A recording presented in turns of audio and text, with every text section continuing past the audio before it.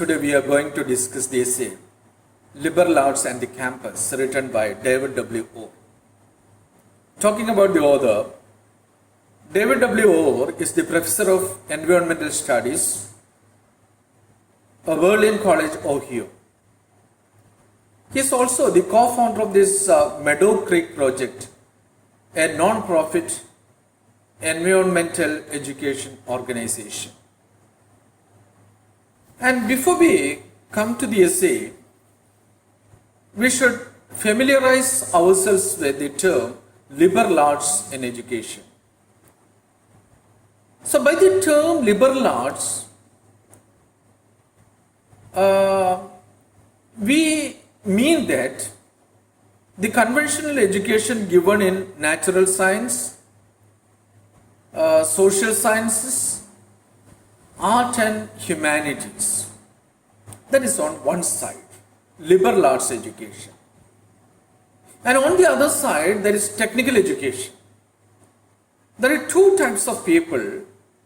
One who believe that the true university education means it is the liberal arts education. And the others believe that that means it is the technical education. David W. Orr's point is that in order to be a developed person, one should keep or one should be a balanced and whole person. After this education, one should become a balanced and whole person. The key word is whole. What is wholeness? Wholeness is the perfect combination of the brain and the emotions. The perfect combination of the different types of subjects we study.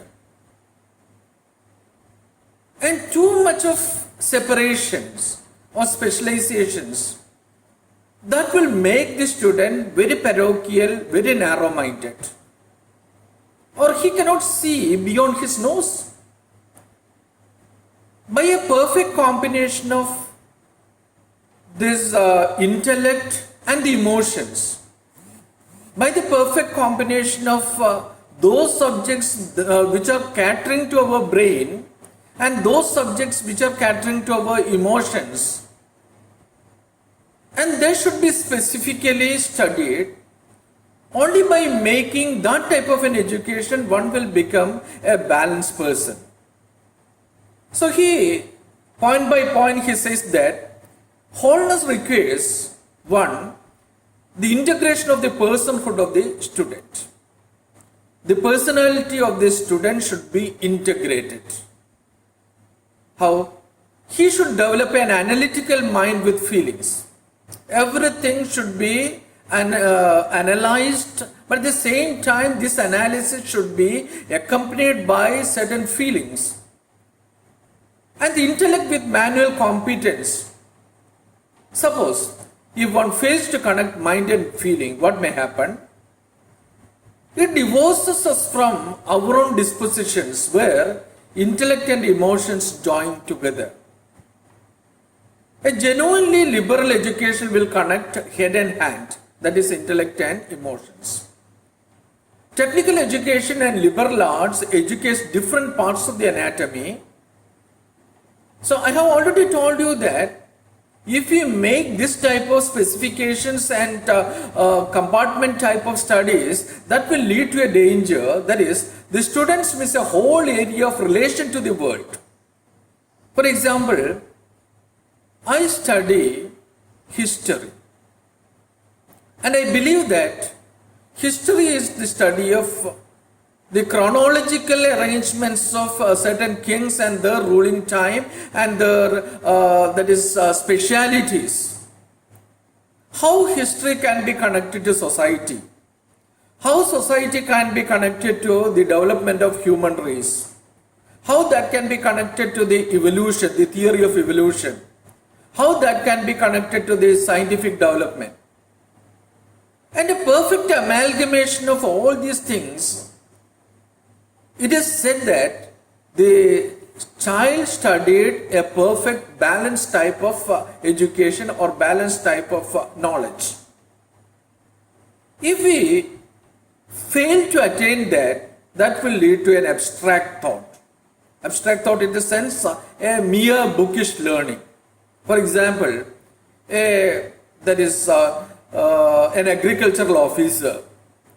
He studies things from his books.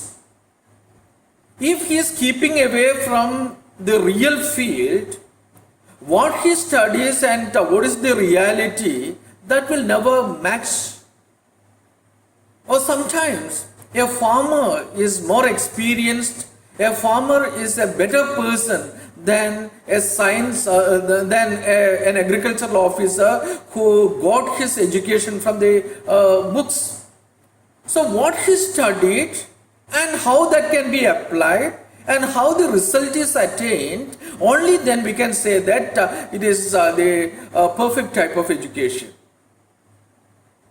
And it produces, if we are making this demarcation, that is liberal arts and that is technical education, it produces a half-formed or deformed person. That we believe that I studied these business studies. So I am not supposed to study English. I am not supposed to study literature. A man who is graduated in business studies, he should know what are the peculiarities of these human beings and how the human society will behave. Only then he can apply that to that society. So the ideal type of education is the perfect mixing up of these two things. One is the intellect and the other one is the emotion.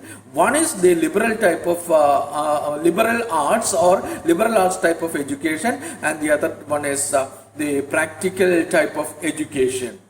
So by mastering that skill, he will become a very balanced, educated person. This is the first point we discuss here. That is how to become a whole person, that is by attaining these studies.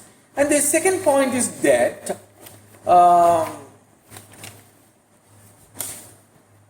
education in the liberal arts should overcome the fatal disconnection of subjects. We started our discussion by saying that the mission of liberal arts is to develop a balanced whole person. So what is needed for wholeness? The first point we discussed is, it is the perfect combination of the intellect and the emotions. And the second point is, the education in the liberal arts should overcome the fatal disconnection of subjects. And where he is talking about the dangers of specialization.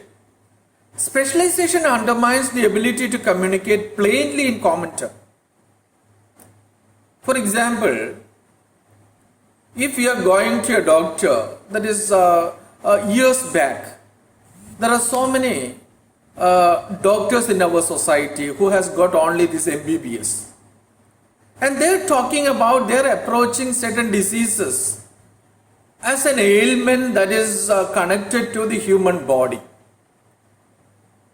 And once we go to a super specialty hospital, the doctor is talking about the technical jargons. And in the ancient time, in the past, they say one patient is affected by cancer. What's the ailment? Cancer. And now we are talking about the multiple myeloma. We are talking about the technical jargons, and where the common people cannot understand what this man is speaking.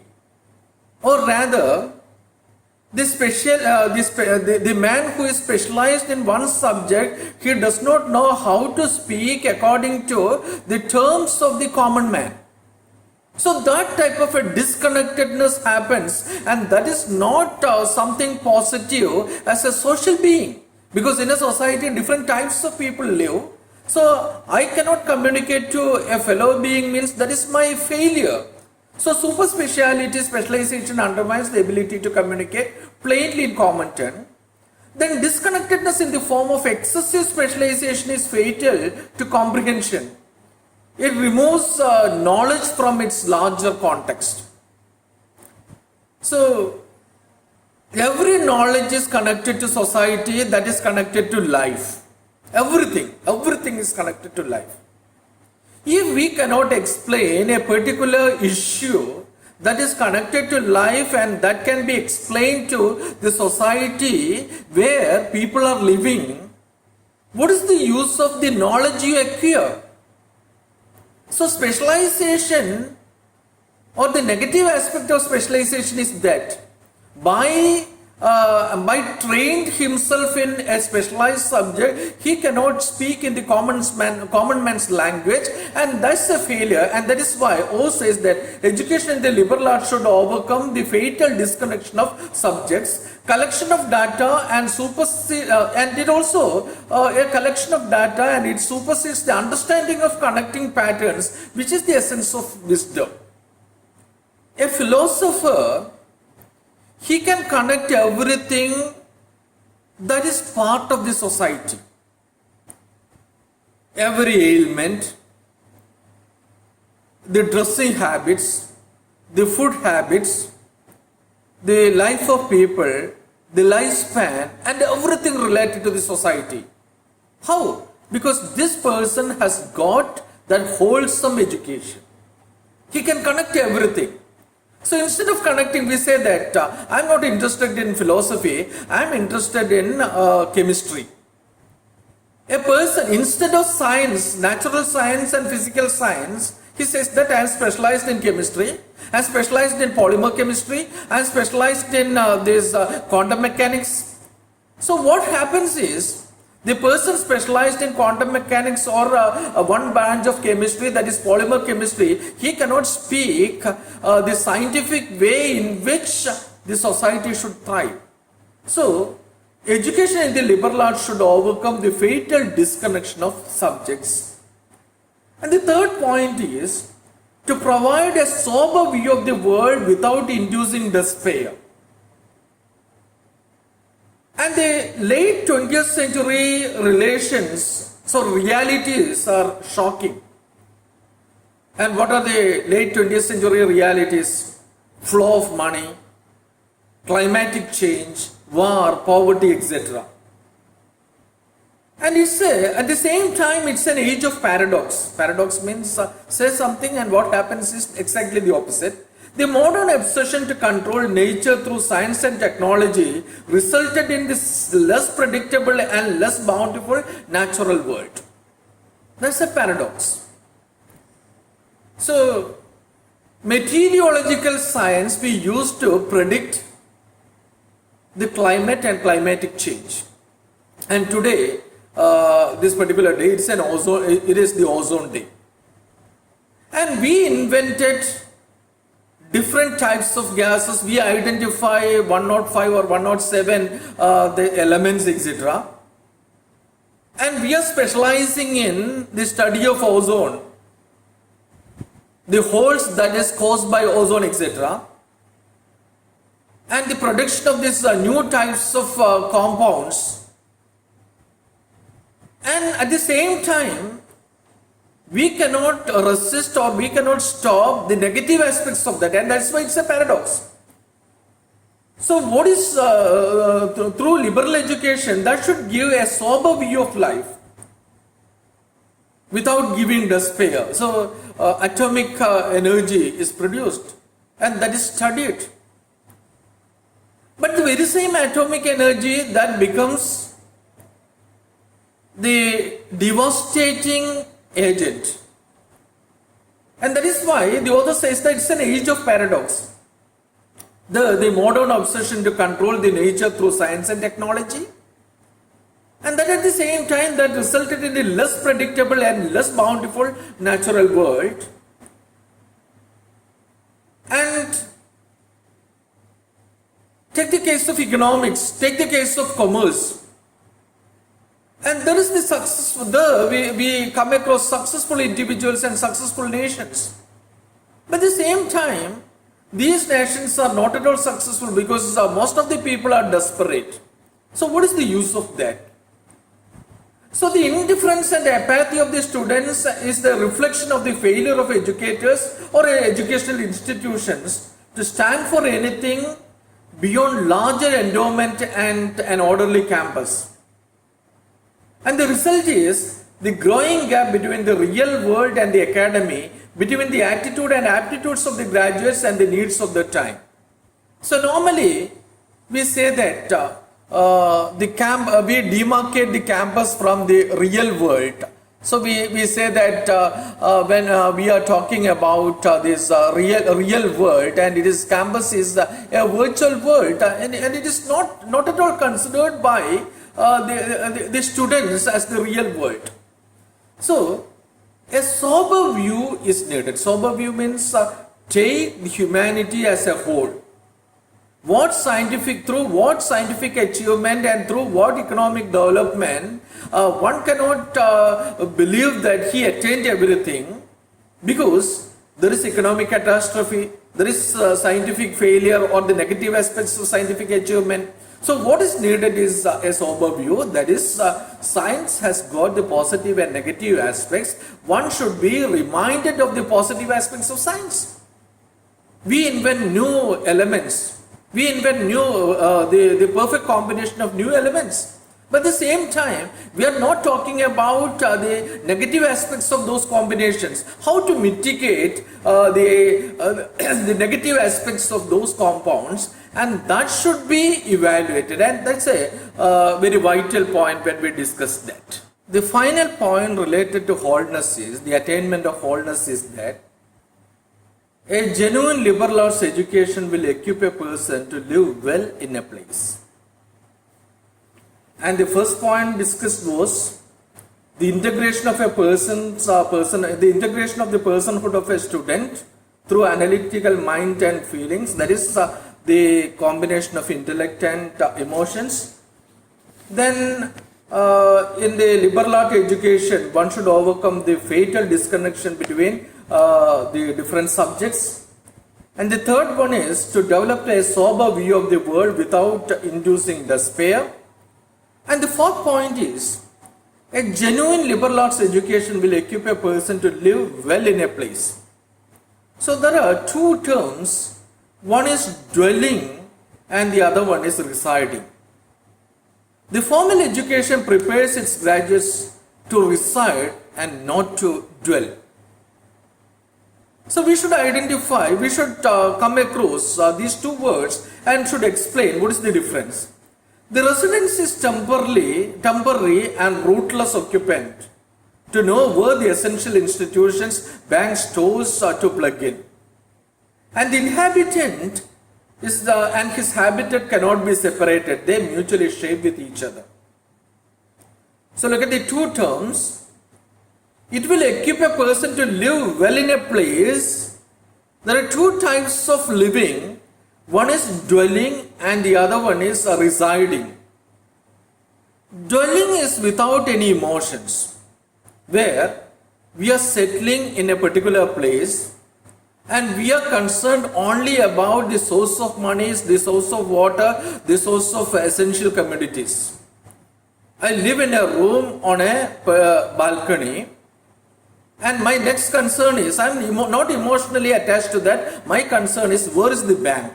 And where is the electricity office? And where is the grocery shop? This is the only concern where I dwell. And when I become a resident or an inhabitant, and the two terms that is the inhabitant and this habitat, that should be closely be connected. Inhabited and his habitat cannot be separated. They are mutually shaped with each other. I live in this particular place. This is my place, and I should entertain, or I should cater this place to be a better place. Or I should make this place a heaven. ഒന്ന് വാടകയ്ക്ക് താമസിക്കുന്നത്, മറ്റൊന്ന് വീടെടുത്ത് താമസിക്കലും പോലെ തന്നെയാണ്. And when I am residing,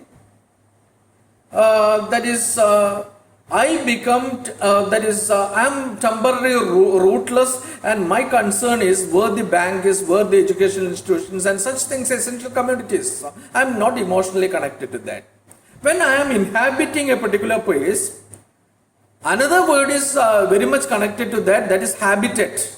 My place, my surroundings, my atmosphere, my air, my oxygen, and my the carbon emission, and all these things are connected to that. The inhabitant and his habitat cannot be separated. They mutually shape with each other. And again, talking about the resident is only a consumer, and the inhabitant and his local community are inseparable, and that is his sociability. A dweller lives there, and after some times he leaves. And most of the people live in this world like that. But if you are an inhabitant, you are contributing to the world, and knowledge for the resident is that is theoretical, abstract, and akin to training. Knowledge for the inhabitant aims towards the wholeness. And this is the key point in wholeness.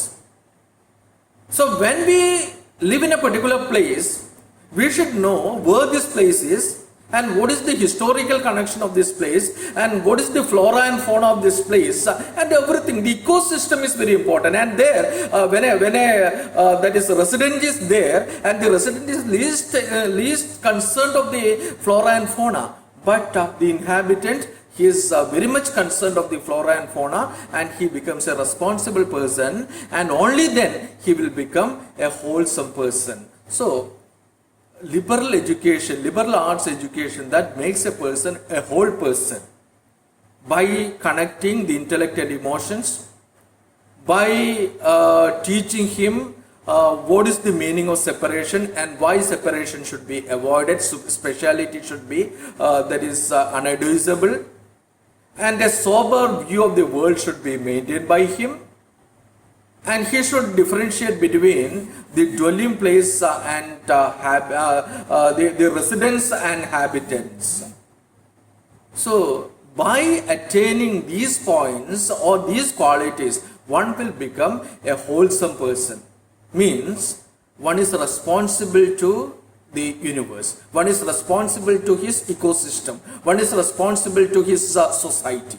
So, education should develop that quality, the quality of acquiring wholesome education. And wholesome education is that type of relationship between a habitant and his habitation. Like that, he should live in this world, and he should be connected to that world. These are the 4 points, and attaining these 4 points, one will become a whole person. And liberal arts education is intended to make a person a well-developed and wholesome person. And these are the things contributing to be a whole person. In the first part, we have already discussed liberal arts give wholeness to a person. Then liberal arts and campus. So these learnings occur in a place namely campus. So do the students learn connectedness or separation? Do they learn implicatedness or non-involvement? And do they learn they are only the cogs in an ecological mechanism? These are the questions that should be answered. So when we approach this connection between liberal arts and campus,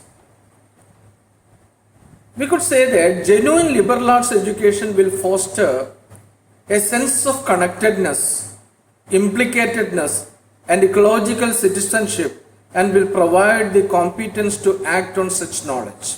That we have already discussed in the first part. A comprehensive type of education that gives you a holistic type of education. So the second aspect is the campus. A typical campus is a place where knowledge of other things is conveyed. curriculum is mostly imported from other locations. Times and domains of abstractions are there. It is supposed to be attractive, convenient, without also being useful and instructive. So, campus is a place from where a student is molded. So, the curriculum should be framed according to that. So, we have already discussed that there is a relationship between a person who is dwelling on a particular place and a person who is inhabiting a particular place or his habitat. So the student who is inhabiting in a campus, he should be connected to the habitat, that is the campus. That means the curriculum should be suitable for the student as well as the campus. So what happens in most of the higher education institutions? Most of the curriculum are mostly imported from other locations. That we know very well. The major failure, the major negative aspect of our curriculum is that some of our curriculum frameworkers, they look at the West, they were taking things from the West, and without considering the ecological background or without considering the society or without considering the stakeholders, they implement what is implemented in the Western universities blindly here. So that is the one reason, for the major reason behind the failure of most of the curriculum. It is imported from Western universities or the other universities to our university. And if we take from other universities, that should be framed according to the taste of our campus or in tune with the habitat and the system of our campus. And that is often denied here. That is the first point. Curriculum is mostly imported from other locations. It is supposed to be attractive, convenient, without also being useful and instructive. So we learn things from the new curricula.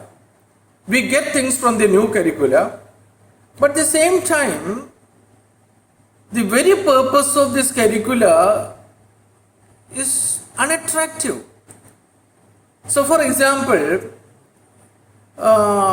one course that is offered by one of our central universities is that English cafeteria, where the student can select anything as if we are sitting in a cafeteria and selecting from the menu. Okay, fine. That is possible in Western universities.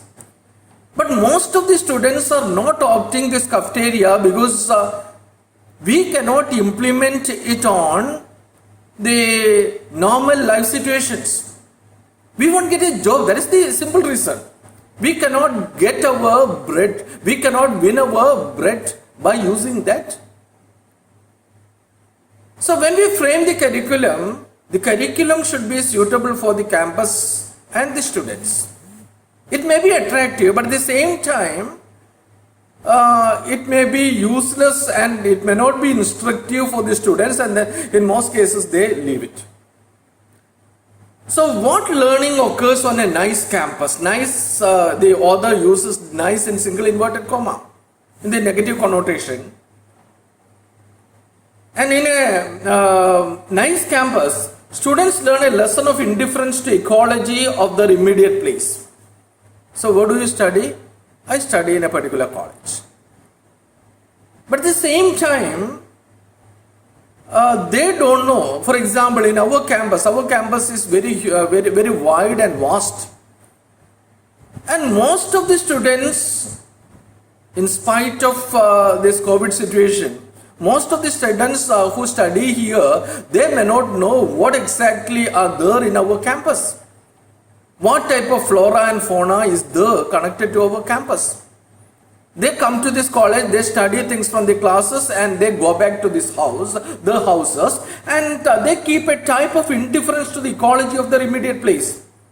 The students refer to the outside world as real world from the feeling that campuses are not doing their expected roles. Normally we say that, oh, he's a student. He's a student means, a college student means, it's a stereotype for anarchism. It's a stereotype for we can do, that means a society has already given an aura to a college student saying that he is not living in the real world, and the student makes a demarcation between the real world and the campus world. Actually, campus is the place from where a person should frame himself. So why such an image is propagated? Because the curricula and the system adopted here, that is not suitable for human life or the absolute or altogether development of a person. So what learning occurs on a nice campus? One, students learn a lesson of indifference to ecology of their immediate place. And students refer to the outside world as real, and from the feeling that campuses are not doing their expected roles. Students indifferently treat ecology of the place of the people who clean the campus. So when we come to the place, we come straight away come to the class and we sit there and we go back without knowing who are cleaning these classes and what all things are there and who are connected to this campus, etc. We are least bothered of that. We come to the class, we study and we put it in the exam paper and we go back. That type of indifference we keep. Indifference to a place is a matter of attention. How does it function as an ecosystem? And so many questions are connected to that. So we are living in an ecosystem. So education means that should cater something to that ecosystem. And ecosystem means the student, the classroom, the flora and fauna, the people who are connected to this campus and everything. താഴത്തെ ചായ വെക്കുന്ന ദാമോരട്ടം മുതൽ നമ്മൾ class പഠിപ്പിക്കുന്ന teacher മുതൽ ഇവിടെ പിന്നെ clean ചെയ്യുന്ന ക്ലീനിങ് സ്റ്റാഫ് മുതൽ ഇവിടെ ക്യാമ്പസിലുള്ള പക്ഷികൾ മുതൽ എല്ലാ സാധനങ്ങളും ചേരുന്നതാണ് campus. Holistically such an attitude should be developed, but students won't develop that attitude because അവർ curriculum is not making the student suitable for that. The study of a place cultivate the habits of careful, close observation and with the ability to connect cause and effect. So the first point that we have already discussed, the clean campus, from the clean campus, students learn a lesson of indifference. That is the first point. And the second point is the students learn only about injustice and ecological deterioration without having to do much about them. It's a type of hypocrisy. We are studying the literature of the oppressed. We study the literature of the oppressed, but at the same time, in our real life, we are oppressing people. We are studying the definitions of democracy, and at the next moment, we are violating democracy. We say that man is a social being. At the same time, man denies such a social that is the social existence to the fellow beings. So man or the students are keeping such a hypocritical attitude from the campus, and how the campus can be nice. Campus is always keeping an indifference towards everything, and campus is developing a hypocrisy in a student. And the third point is the students learn that practical incompetence is de rigueur, that is required. They are not supposed to solve problems except for the grade point. So why do you come here? I came here for studying. What is your purpose of education? I want to study things and I want to get a good marks. And beyond that, nothing. By hook or crook, get the maximum point in our internal assessment and external evaluation. That's the only criteria by which the students are driven. The students learn that practical incompetence is de rigueur, that is required. അതില്ലെങ്കിൽ നമുക്ക് manage ചെയ്യാം. They are not supposed to solve problems. They are expected to have the grade points average. For example, a student of English language and literature, after completing his course, there are so many students who cannot utter a single sentence without making an error. Whatever may be the justifications, there are so many students like that. How is it possible? So that is the failure of the system. They learn the they learn that practical incompetence is not a problem. They are not supposed to solve problems and they are getting the grade points. എങ്ങനെയും mark കിട്ടിയാൽ 30 mark കിട്ടിക്കഴിഞ്ഞാൽ the university will give the remaining marks. They believe and they are fighting for that. After 4 years of higher learning, students get the notion that it is all right to be incompetent and practical competence can be completed by or compensated by hook or crook. That I have already discussed. It's a great loss to the personality of the student and to the large society. So the student is not acquiring things. What is the point? The real world, campus as a real, unreal world and the outer world as a real world. Since the students are keeping that attitude, that is the real world is outside. If he is keeping the attitude towards the campus like that, how can he study properly? Instead, if the student is considering the campus as the place from where he should cultivate all this wholeness or the wholeness of his character, he will very well go through the curriculum and get the spirit of the curriculum, and his intellectual and moral developments may happen from the campus itself. Otherwise, the 4 years of study at the campus, they may become useless. The conventional campus has become a place where the indoor learning occurs, a preparation for outdoor careers. We study from the class for what? For getting a job. Why do you study? Normally, we give the 95% of the people give the answer to get a job, to get a good job. Only a few people, maybe unfortunately, 1 to 5% of the students, they say that I study because I want to be a good citizen, I want to be a good person, I want to learn things, how to live as a human being. എങ്ങനെ മനുഷ്യനായി ജീവിക്കാം. So that humanness, the humaneness and these human capacities, that should be acquired from the campus. But instead, we are getting different types of knowledge, different informations. Not knowledge, we collect different informations from the campus, and we mug it up and we vomit it on the paper, and we become successful individuals. How that person can be considered as an successful individual? A wholesome individual means the individual who knows himself and the individual who develops such a humane attitude and the wholesome personality he develops from the campus. And the conventional campus has become a place from where indoor learning occurs as a preparation for outdoor careers. The young people of our society regard nature as a rear view mirror receding in haze. When the ecological literacy is most needed, it is in decline. So we should study ecological things. We should study the ecology. But unfortunately, the studies of ecology, that becomes like a rear view mirror, which is receding when we move forward. When we look at things in our mirror of the car, we get the impression, we get the image of those things. But the car is moving fast, and that is why the images also are going back. So the ecological lessons are like that. That means we get it. We study it from the textbook, but we are not ready to practice it, or we won't get an opportunity to practice it. Just like we get a person, we get a beautiful animal or a bird, that means a peacock is dancing on the roadside. We get the image of the peacock dancing at this roadside in our mirror. It's a mirror image. But at the same time, the car is moving very fast, and that's why we get only the glimpse of that beautiful peacock dancing, but we cannot enjoy that. We cannot enjoy the beauty of that because we are moving forward. Our education is like that.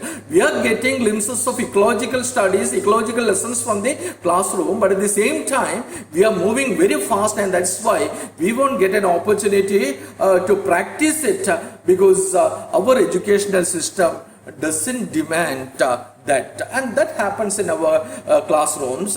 And or is propagating the theory that, or is trying to say that liberal arts education and the campus, the connection between liberal arts education and the campus is that liberal arts will make a person wholesome personality. And what is his connection on the connection? What is the connection of this liberal arts to this campus? And it is the place from where we study things, and the person should be acclimatized to ecological values and studies. It should not be just like a mirror image, rear view mirror image, as if we are getting from a moving car. And it should be factual, it should be real, and there is nothing like real things and real life and the campus life.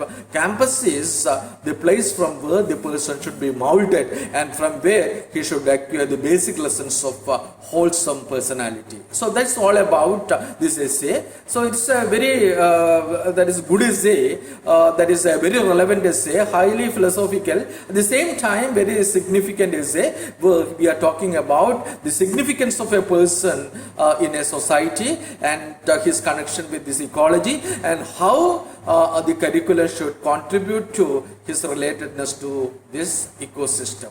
Thank you. Now let us discuss the questions and answers. The first question: why does David Orr criticize Bloom's preference for classics in education? David Orr criticized Bloom's preference for classics in education because of its inability to develop a student to a balanced person. What, according to Gray, are the dangers involved in the artificial division of knowledge to suit the market needs? The answer: the artificial division of knowledge in the form of excessive specialization is fatal to comprehension because it removes knowledge from its larger context. Question number 3. Explain what David Orr means by the task of providing sober view of the world. Education in the liberal arts provides a sober view of life by equipping a person to live well in a place. The inhabitant and his habitat cannot be separated. They should mutually shape each other, and he attains the wholeness. Explain the phrase connecting head and hands. A student who develops the ability to connect his intellect and emotions will become a balanced and whole person. This is the motto of liberal arts education. Question number 5.